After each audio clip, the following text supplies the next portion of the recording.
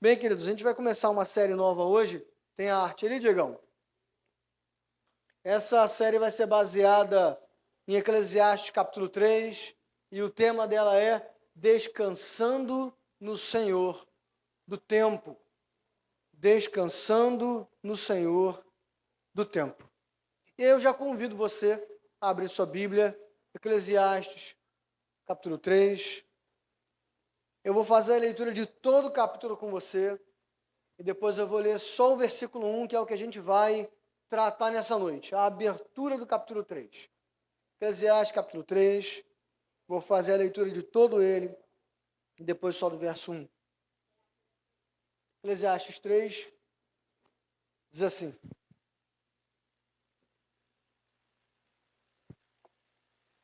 Para tudo há uma ocasião certa, há um tempo certo para cada propósito debaixo do céu. Tempo de nascer e tempo de morrer, tempo de plantar e tempo de arrancar o que se plantou, tempo de matar e tempo de curar, tempo de derrubar e tempo de construir, tempo de chorar e tempo de rir, tempo de prantear e tempo de dançar, tempo de espalhar pedras e tempo de ajuntá-las, tempo de abraçar e tempo de se conter, tempo de procurar e tempo de desistir, tempo de guardar e tempo de jogar fora, tempo de rasgar e tempo de costurar, tempo de calar e tempo de falar, tempo de amar e tempo de odiar, tempo de lutar e tempo de viver em paz. O que ganha o trabalhador com todo o seu esforço. Tenho visto o fardo que Deus impôs aos homens. Ele fez tudo apropriado ao seu tempo.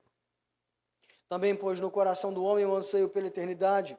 Mesmo assim, ele não consegue compreender inteiramente o que Deus fez.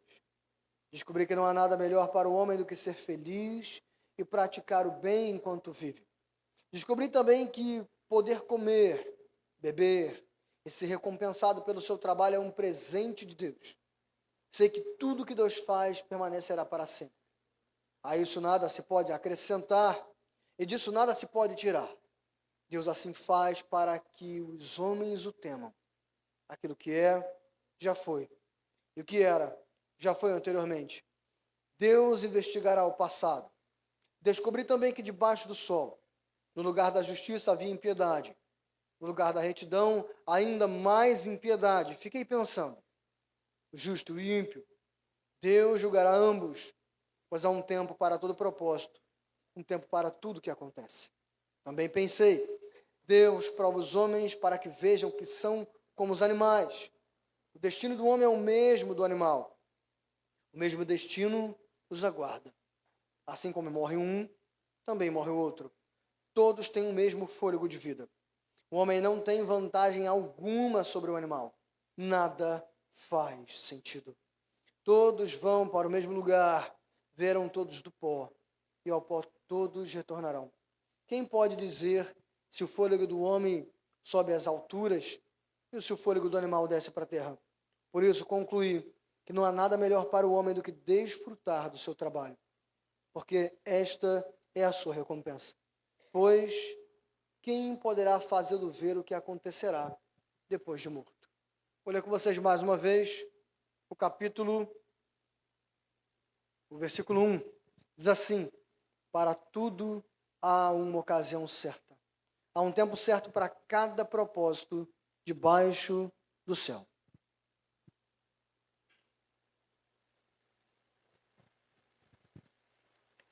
Bem, o livro de Eclesiastes há uma discussão de quem foi o autor.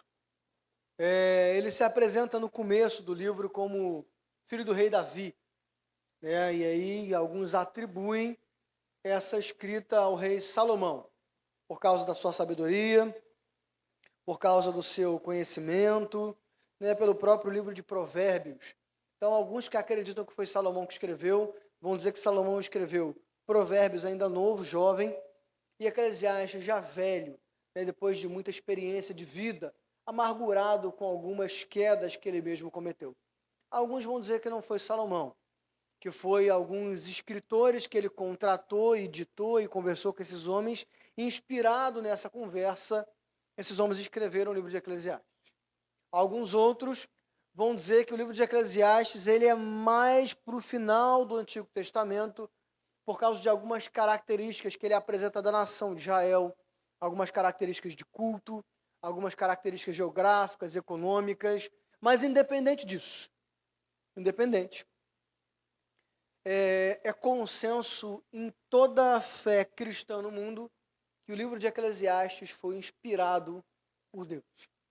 E apesar dele parecer um tanto quanto pessimista, com o peso da idade de alguém já velho, e quem conversa com pessoas mais idosas tem um prazer de ouvir o pessimismo acompanhado da sabedoria, a gente tem um pouco de infantilização no nosso Brasil, que a gente acha que uma vida boa, uma conversa boa, é conversa só sobre positividade. E aí você vive pelo menos 12 anos de vida, você sabe que a vida não é só positividade, e o pessimismo, pelo menos filosófico, ele traz o seu peso de contemplação, o seu peso de reflexão sobre a vida. É por isso que o pessimismo que é trazido aqui em Eclesiastes, eu sou daqueles que acreditam que foi Salomão que escreveu, ele é um pessimismo que traz uma resposta prática para a vida. E Salomão, ou seja lá quem for o escritor, ele se apresenta como o pregador. Lá no hebraico é correlê que chama. Então ele se apresenta como o pregador. E o pregador, ele vem trazendo um peso de pessimismo já no começo, quando ele traz duas expressões no capítulo 1. Vaidade de vaidade, tudo é vaidade. Se a gente fosse transliterar, o que é transliterar? Se a gente fosse trazer a tradução exatamente como ela é do hebraico, para a gente não teria muito sentido. Mas vale a pena explicar ela que tanto o original quanto a nossa tradução, elas complementam o significado. No original, Salomão está dizendo o seguinte: vapor de vapor, tudo é vapor. Que significado tem para a gente isso? Nenhum. Só que mais para frente, a gente vai ver que Salomão fala que a vida é como um vapor. Quando ele fala do sopro, é vapor. Sabe quando está frio? No Rio de Janeiro isso não é muito comum. E a gente sopra aquela fumaça, em menos de um palmo ela se dissipa. É isso que Salomão está dizendo. Vaidade de vaidade, vapor de vapor, a vida é vapor. Ela passa. Só que Salomão ele vai construindo uma resposta na própria construção do livro de Eclesiastes. Ele fala que uma vida de vaidade, ou melhor, uma vida de vapor, é aquela que é vivida longe da presença de Deus. Uma vida longe da presença de Deus, ela não só passa rápido, porque a vida passa rápido, e é só você conversar com os mais velhos que você vai perceber isso.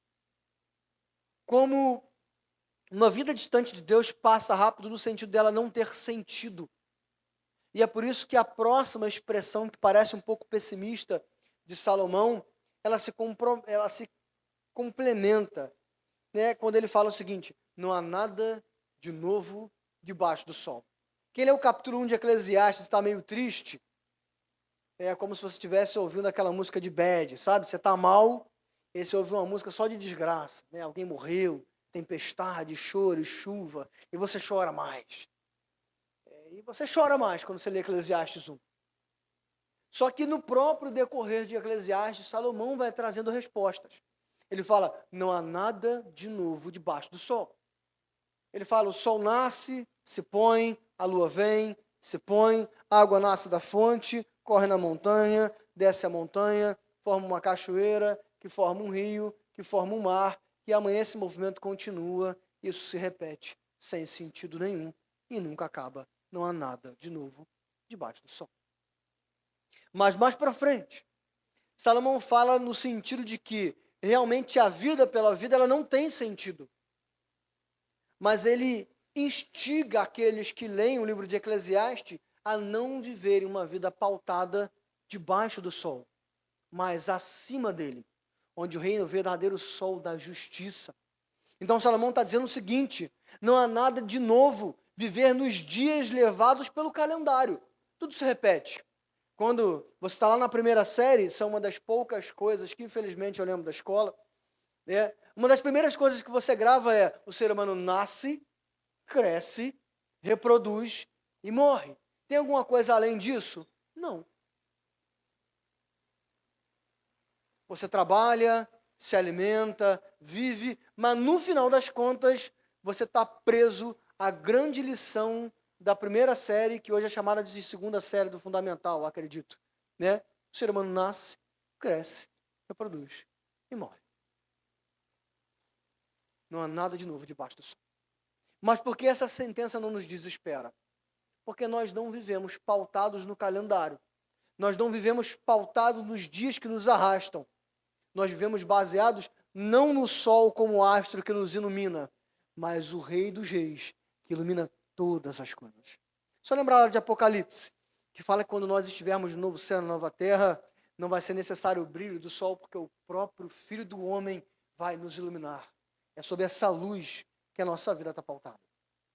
E o capítulo 3 é o começo da construção da resposta do que é descansar no Deus, que é o Senhor do tempo. Então aqui ele começa a dar o alicerce para toda a resposta que ele vai dar no livro de Eclesiastes. É lógico que no decorrer do capítulo 3, do 4, do 5, do 6, do 7 e por diante, vem outras sentenças pessimistas. Só você ver lá capítulo 7 de Eclesiastes, ele fala que há mais valor em estar numa casa de pranto e luto do que numa casa em festa. Mas aqui ele constrói o argumento dele. E se nós entendermos bem o capítulo 3 de Eclesiastes, nós vamos entender todo o pensamento do pregador. Bem, ele, no capítulo 1, fala que há uma ocasião, um tempo certo para cada coisa acontecer. E ele fala que há um tempo certo para cada propósito. Então ele fala que as coisas acontecem num tempo que elas têm que acontecer e existe um propósito para cada uma delas acontecer. E aí vem uma primeira desconstrução.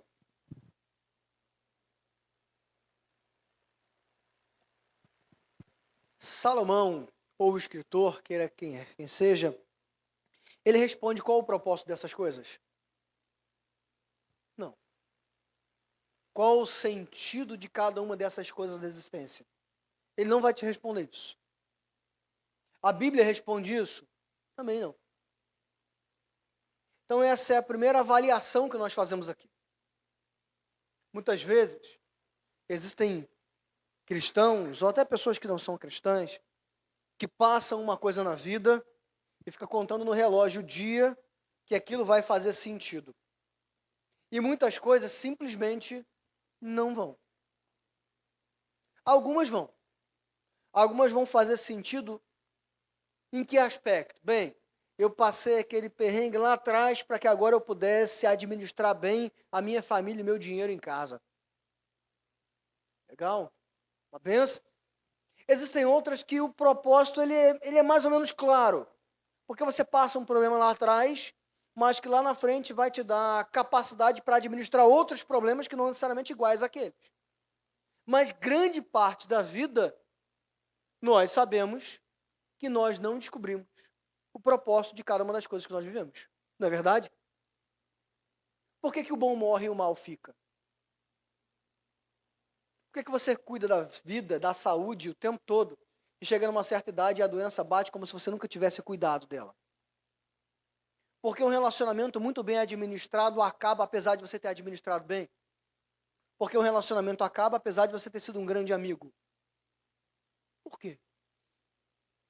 Existem muitas respostas ou nenhuma. Mas o sentido da existência não está na resposta dessas coisas. É isso que Salomão quer dizer. Não está embaixo do sol.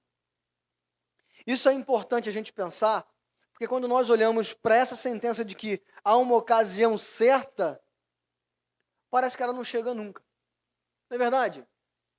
Igual aquele cara que joga na Mega Sena, há 35 anos, dá para comprar um Golf Zero, tanto que ele gastou na Mega Sena. Ele fica lá esperando, um dia eu vou ganhar. E não ganha nunca. Se há uma ocasião certa para cada coisa, por que ela não chega? A vida às vezes parece que é um consórcio que você faz de um carro e você nunca é contemplado. Paga, paga, paga. Caraca, já paguei 3 anos, vou ver quanto falta. E falta 2 valores do carro, porque só pagou só 1/3 dos juros. E está todo mundo sendo sorteado, menos você. Não é verdade? Quem nunca ouviu aquela história, pô, não ganho nada nunca. Nunca sou sorteado para nada. Não é? Eu sou um desses. Fiz um almanaque quando era criança, juntar a figurinha do Cavaleiro do Zodíaco.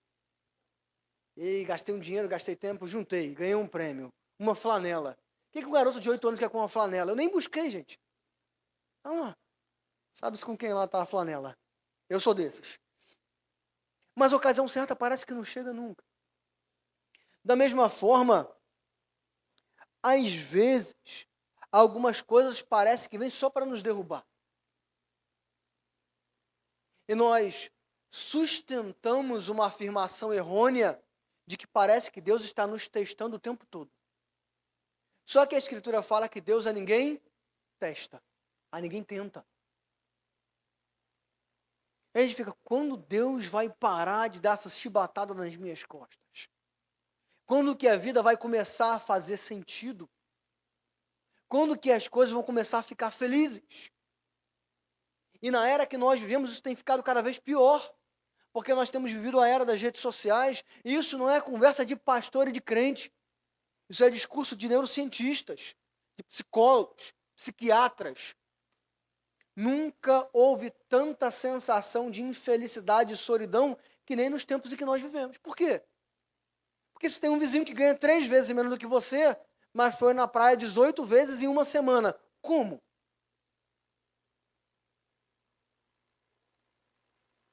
Você tem um vizinho que ganha menos que você e tem um carro 20 vezes melhor do que o seu. Como? No Rio de Janeiro a gente logo desconfia de coisa errada, não é verdade? Né, Júlio? É agiota, ó. Prestando dinheiro a juros para os outros. Por quê? Porque a pessoa vai na praia uma vez, tira 20 fotos e toda semana faz um TBT diferente. É o mesmo canto, é a mesma praia. E você está achando que ele foi em 20. E você é quantas? Nenhuma, coitado. E aí você vê o carro dele que é melhor que o seu e não sabe que está em busca e apreensão. Ou que não é dele. E nós nos perguntamos, quando a vida vai fazer sentido? Meu irmão, a vida faz sentido todos os dias. Mas enquanto nós olharmos para o sentido debaixo do sol, nós vamos ouvir a sentença de Salomão ecoando no nosso coração todo dia. Vaidade de vaidade, tudo é vaidade. Isso é cada vez pior porque nós lutamos cada vez mais contra o tempo. O texto fala que há tempo certo para todas as coisas, mas o tempo nos engole, não é verdade?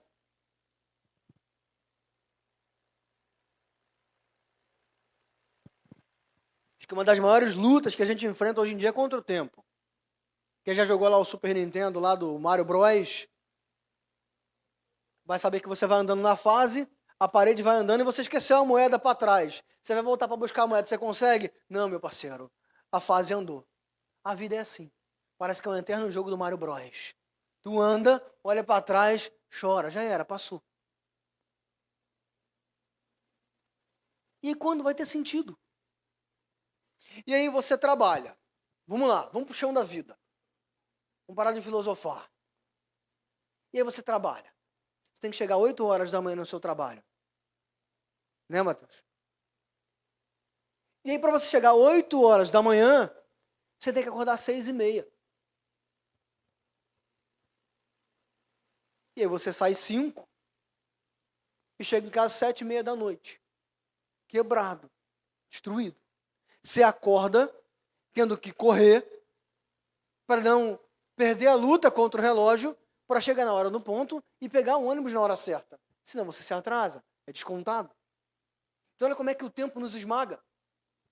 E aí você chega em casa à noite, e encontra a sua esposa, o seu marido, ou seu filho, ou seu irmão, e ele quer conversar. E você está destruído pelo dia. A última coisa que você quer é ouvir a voz de alguém.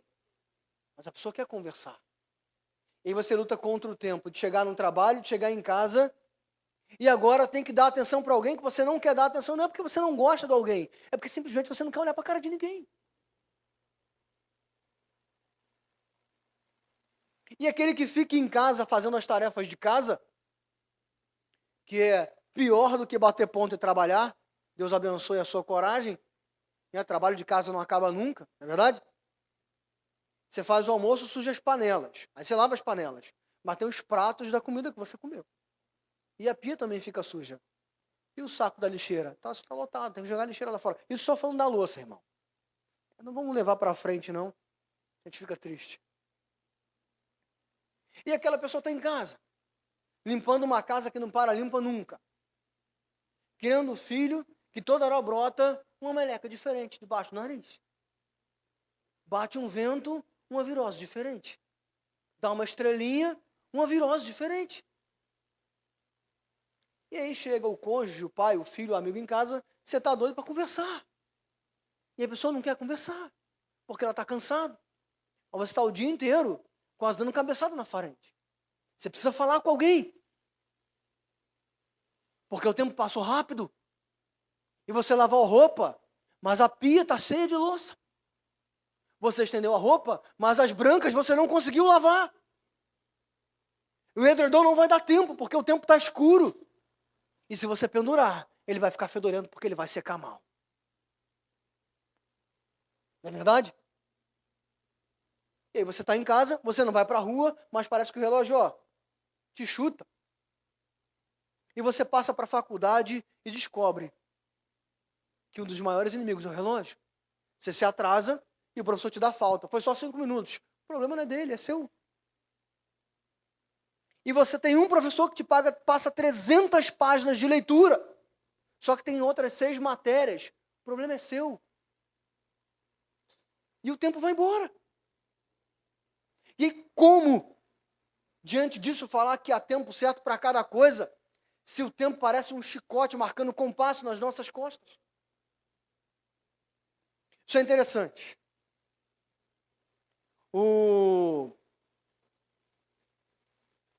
Existe um escritor chamado Peter Leitar. Com certeza a pronúncia está errada, tá, meus irmãos?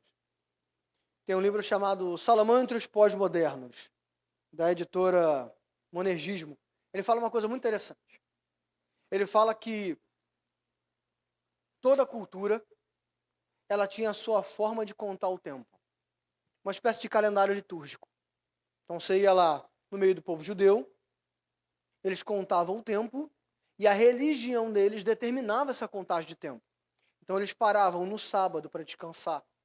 Eles tinham a festa do tabernáculo, a festa do Pentecostes, a festa dos pães asmos. E tudo girava em torno do pensamento deles sobre Deus. E você vai numa religião, numa nação de religião budista, hinduísta, e a visão deles de mundo era que regia a forma como eles contavam o tempo. Não era um relógio. E aí me vem a Revolução Industrial. E aí, você precisa contar o tempo. Porque se eu tenho uma indústria em ascensão e eu tenho um funcionário que produz, quanto que ele produz para eu pagar ele? Quanto que vale a hora dele? Eu tenho que saber. Eu tenho que contar tempo. Quantos carros eu vou vender para o meu cliente se eu não sei quantos eu produzo no mês? E quantas horas de produtividade há no mês? E aí a Revolução Industrial trouxe a urgência do relógio. Muitas bênçãos, mas muitas maldições. E aí com a globalização, o inglês vendendo para o brasileiro vendendo para o chinês vendendo para o russo vendendo para o alemão, há uma necessidade deles falarem a mesma língua, o mesmo tempo. E aí, por causa da Revolução Industrial, o relógio simplesmente arranca a cosmovisão de todo mundo. E agora todo mundo passa a funcionar pelas horas de um ponteiro. Você pode esmagar na parede, mas mesmo assim ele vai te vencer. E nós, como seres humanos, que cabemos à região que nós vivemos, à cultura que nós vivemos, nós lutamos contra isso. Porque a sociedade, eu não digo sociedade de pessoas, mas o mundo, sistema, ele pouco se importa com a sua saúde. Ele pouco se importa que o seu cônjuge quer conversar. Ele vai esmagar você. E ele vai. Não é à toa que você está vendo hoje muitos burnouts, muita depressão por esgotamento, muito suicídio. Inclusive, há uma crescente expressiva de suicídio no mundo na classe pastoral. Porque o tempo nos arrasta. E olhando para esse conceito de tempo, como?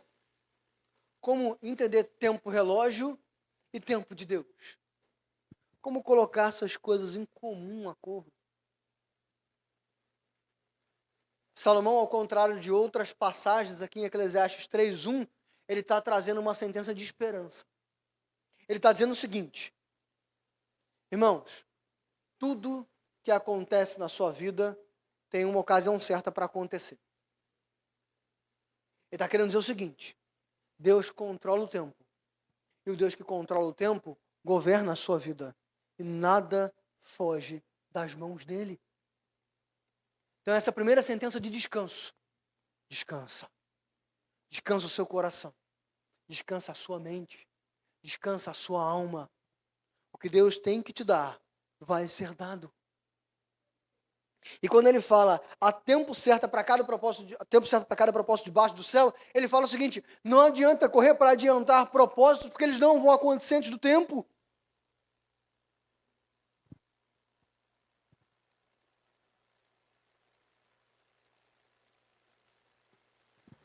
Então, numa sentença muito curta, Salomão está dizendo o seguinte: existe o tempo que parece que te domina, mas ele é dominado por Deus e serve ao Deus Todo-Poderoso, que guarda a sua vida, que protege a sua alma, que protege o seu coração. É no tempo de Deus e não no relógio que você tem que encontrar descanso. E aí faz algumas reflexões práticas sobre a vida. Eu escrevi algumas aqui. Vamos olhar lá para trás. Lembra lá atrás, quando você começou sua vida, você queria ter sua casa, queria ter o seu canto, queria ter sua profissão, e estava só no papel? Lembra quando você andava a pé num sol de 40 graus? Ah, mas eu não tenho carro, pastor, mas tem Uber agora. Eles são mais fáceis. Tem Uber carro, tem Uber moto, daqui a pouco tem Uber espaçonave aí também. Lembra quando você andava no sol de 40 graus, achando que aquela amargura não ia passar nunca? Passou. Passou. E você está vivo. E você pode até ter tentado se matar, se esforçando a segurar uma rédea que não pertence a você, mas passou independente de você. Lembra quando você fazia alguns planos no papel e lutava para alcançar? Quantos desses você alcançou, querido? Quantos? Muitos. Se formar na escola, se formar numa faculdade, criar um filho, ter uma profissão, se manter na igreja. Quantos dele? E você nem percebe. Olha, quantos tempos te trouxe aqui hoje? Quantas perdas, mas olha quantos ganhos. E eu te pergunto, pode ser que em muitos deles você tenha se esforçado a ponto de adoecer. O que adiantou? Nada. Não, pastor, mas eu adoeci, mas aconteceu. E aconteceu do mesmo jeito, querido. Exatamente do mesmo jeito. Porque não é na sua mão, é na mão de Deus. Lembra quando o dinheiro era mais curto do que é hoje? E a vida era mais simples do que é hoje? E você não saiu vivo? Saiu, irmão. Faltou comida.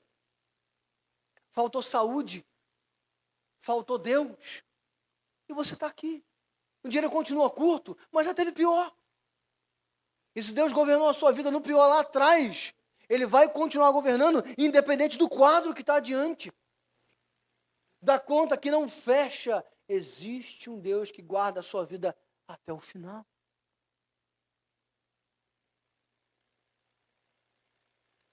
Para aqueles que têm filho, eu ainda não tenho, lembra de quando o filho era pequenininho, que você não sabia nem se tinha dinheiro para comprar a quantidade certa de fralda no final do mês? E agora nem fralda ele usa mais? Lembra aquele medo que você achava que você não ia ser suficiente? O filho está aí se criando, indo embora. Passando pela sua mãe, você nem viu. Você era suficiente? Não, mas está aí criado. Você tinha dinheiro suficiente? Talvez não, mas está aí criado. E antes dos 30 já conseguiu coisas na vida muito melhores que as suas, ganhando 1/3 do que você ganha. E o que adiantou todo aquele estresse de achar que você ia ser insuficiente? Nada. O Deus que deu é o Deus que sustenta. E você olha para trás e pensa, Senhor, se ele pudesse ficar com 4 anos um pouquinho mais. Mas você esquece que com 4 anos seu coração quase explodia de medo do amanhã.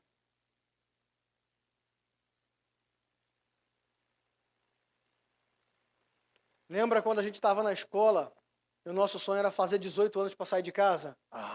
Tadinho. Você não aguentava mais os professores. Você não aguentava mais os pais mandando na sua vida. E hoje você queria ter a vida com aquele horáriozinho tão regradinho quanto você tinha lá atrás. Bom era na quinta série, que eu acordava e tomava café com leite, pão, tudo pronto na mão, né, Rosângela? Molezinha aqui, ó. Toma, roupa lavada, cheirosa. Você não sabia nem que o gás acabava. Contestando. E agora, você está tão atarefado que você não vê os seus pais tanto quanto você via antes. E agora você não os vê porque eles foram embora. Deus os levou. Você teve a oportunidade lá atrás de encontrar com eles, de falar com eles, de sorrir com eles, de abraçá-los. Parecia ruim, mas olhando agora, é ruim? Não. Porque o Senhor do tempo é quem governava a sua vida lá e hoje e vai continuar para sempre.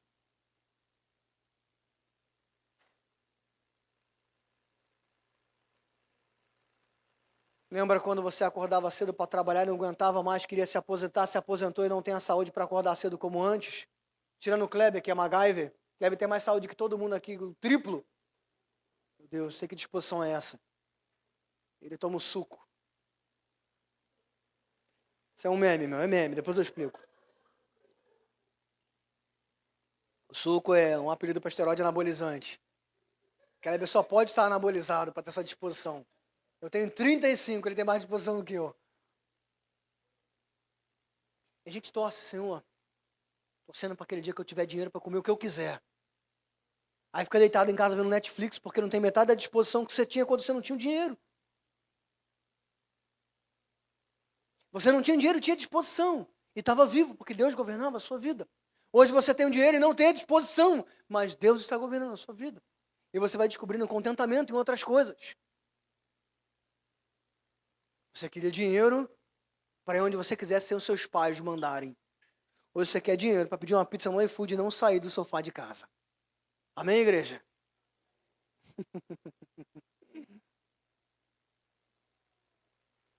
Lembra dos apertos familiares, seja com seus pais, com seu cônjuge, com seu filho. Aquele aperto de saúde, aquele aperto financeiro, que parecia que as coisas não iam acabar nunca. Lembra quando você ficou desempregado e não sabia como ia pagar as contas no final do mês? Mas quando você era desempregado, você tinha mais tempo para tomar café com a sua família do que hoje com o empregado. Conversando com o irmão um tempo atrás, eu falei, está desempregado, estava aflito. Falei, o único conselho que eu te dou é, toma café com a sua esposa, almoça, toma o café da tarde, janta, dá uma volta na rua, que daqui a pouco você vai voltar a trabalhar, você vai ter dinheiro, mas você não vai ter mais o tempo nem a disposição para isso.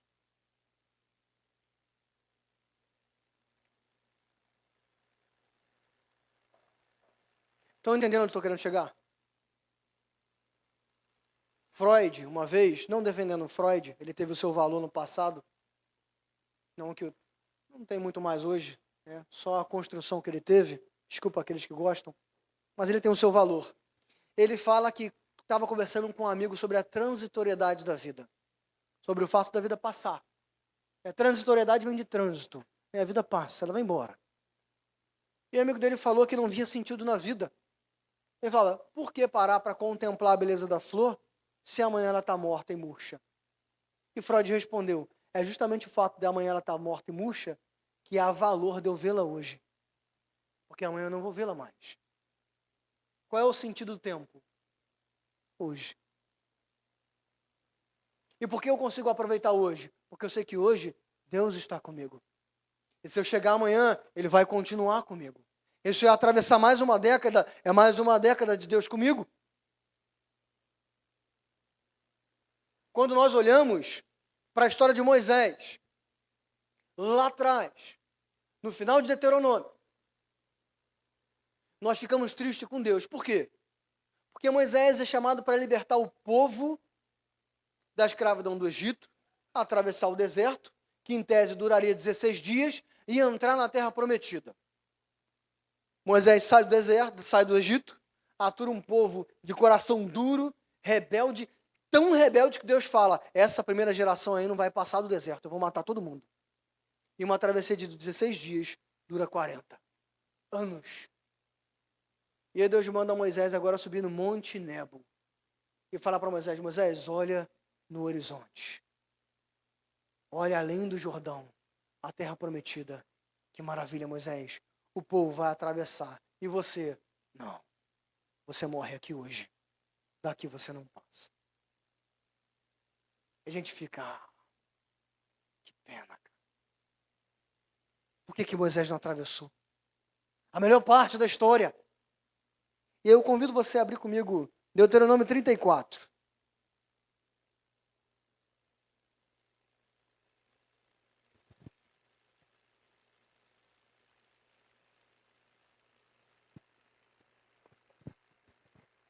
Deuteronômio 34 diz assim, então, das campinas de Moabe, Moisés subiu ao Monte Nebo, ao topo do Pisga, em frente de Jericó. Ali o Senhor lhe mostrou a terra toda, de Gileade e Adã, toda a região de Naftali, o território de Efraim e Manassés, toda a terra de Judá, até o mar ocidental, Neguebe, e toda a região que vai do vale de Jericó, a cidade das palmeiras, até Zoar. O Senhor lhe disse, esta é a terra que prometi sob juramento a Abraão, a Isaque e a Jacó, quando lhes disse, eu a darei aos seus descendentes. Permiti que você a visse com seus próprios olhos, mas você não atravessará o rio, não entrará nela. Moisés, servo do Senhor, morreu ali em Moabe, como o Senhor dissera. Ele o sepultou em Moabe, no vale que fica diante de Bet-peor, mas até hoje ninguém sabe onde está localizado o seu túmulo.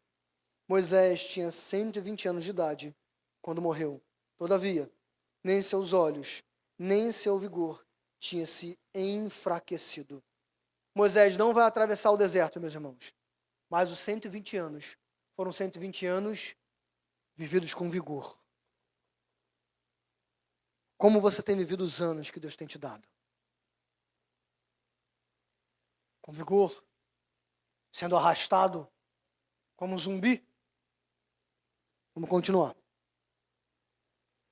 Os israelitas choraram Moisés nas campinas de Moabe durante 30 dias, até passar o período de pranto e luto. Uma nação inteira chorou a morte daquele homem. E qual é o legado que você está deixando para a sua família? Para aqueles que estão à sua volta, vivendo todos os dias. Esquece a meta daqui a 30 anos. Esquece o dinheiro que você quer juntar daqui a 40. Esquece o patamar que você quer estar na empresa daqui a 20. Que legado você tem deixado para a sua família? Se você morreu hoje, será que essas pessoas vão chorar a sua morte como uma nação inteira chorou a de Moisés? Vamos voltar para cá. Ora, Josué, filho de Num, estava cheio do espírito de sabedoria, porque Moisés tinha imposto as suas mãos sobre ele, de modo que os israelitas lhe obedeceram e fizeram o que o Senhor tinha ordenado a Moisés. Olha só, o texto está dizendo o seguinte, Josué foi um grande líder, o povo obedeceu Josué por causa de quem? Moisés. Porque ele discipulou Josué. Ele intercedeu por Josué. E como você tem discipulado as pessoas na sua casa, as pessoas que você ama. Moisés morreu. Ele não atravessou o Jordão, mas o líder que foi por causa da experiência que Moisés deixou para ele. Legado. Vamos voltar. Em Israel nunca mais se levantou profeta como Moisés, a quem o Senhor conheceu face a face, e que fez todos aqueles sinais e maravilhas que o Senhor o tinha enviado para fazer no Egito, contra o faraó, contra os povos, os seus servos, contra toda a sua terra. Pois ninguém jamais mostrou tamanho poder como Moisés, nem executou os feitos temíveis que Moisés realizou aos olhos de todo Israel. O que esse texto está dizendo? Moisés foi um homem que andou com Deus. É maior com ele não houve. A nossa família pouco se importa com o nosso trabalho. A nossa empresa pouco se importa com o nosso trabalho. Você vai se aposentar, daqui a 3 dias vai ter alguém e ninguém vai lembrar de você. Você vai dar motivo, a empresa vai te demitir e ninguém vai lembrar de você. A sua família não quer saber do pedagogo, do engenheiro, do gari, do segurança, do pastor, do teólogo que você é. Ela quer saber de quem você é diante de Deus. E quem você é diante de Deus. Quando nós pensamos assim, nós vemos que Moisés não perdeu nada. Josué atravessa o Jordão e a guerra por décadas. Moisés se livrou de anos de guerra. Nós não olhamos assim porque os nossos olhos estão na guerra lá na frente. Eu quero acabar a faculdade para brigar no mercado de trabalho. Eu quero juntar tanto dinheiro para fazer da minha vida uma vida nova. A gente pensa só em guerras, em guerras, em guerras. Esquece do hoje. Do agora. É desse tempo que Salomão está dizendo. É por isso que Salomão nos manda descansar. Trazendo uma frase de Gandalf, o branco, Senhor dos Anéis. Frodo Bolseiro, diante da grande missão que ele tinha, sabendo que ele era incapaz, ele fala o seguinte: eu não queria estar aqui. Eu não queria ter vivido esses tempos. E Gandalf fala: ninguém queria ter vivido tempos maus como esse. Mas tudo que temos de decidir é o que fazer com o tempo que nos é dado hoje. Quando nós ouvimos as palavras de Jesus dizendo: não vos inquieteis com o dia de amanhã, pois o dia de amanhã cuidará de si mesmo. Basta a cada dia o seu mal. É desse tempo que Salomão está dizendo. Quando os nossos olhos estão postos debaixo do sol, nós olhamos só para o sol que nos queima e para a noite escura. Mas quando nós sabemos que há o sol da justiça que brilha para sempre, nós nos contentamos ao que está na nossa mão agora, porque é isso que Deus deu para aproveitarmos hoje. E nós só encontramos descanso em tempos maus que nós vivemos quando nós entendemos que eles não são os nossos deuses, mas o Senhor que governa apesar dele. Por isso convido você nesse momento a baixar sua cabeça, fazer uma oração silenciosa, confessar a Deus os seus cansaços, a luta desigual e desumana que você tem travado contra um tempo que é muito mais poderoso que você. E pedindo a Deus para que Ele quebrante o seu coração para entender que o tempo perfeito é o tempo dele, que se chama hoje. Vamos orar em silêncio, depois eu vou fazer uma oração audível.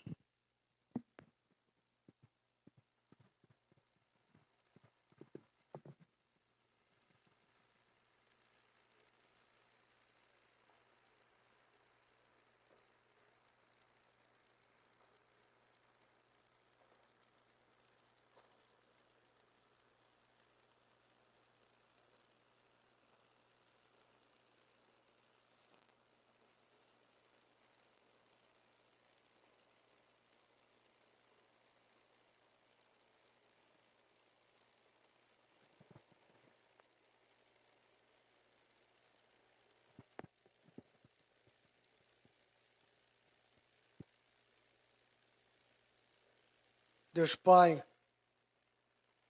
estamos aqui nessa noite, Pai. Muitos de nós cansados cansados de lutar contra um tempo invencível, contra um tempo que nos arrasta. Os nossos olhos estão postos numa terra prometida aqui. Os nossos olhos estão postos em atravessar um rio Jordão e continuarmos guerreando e derramando sangue.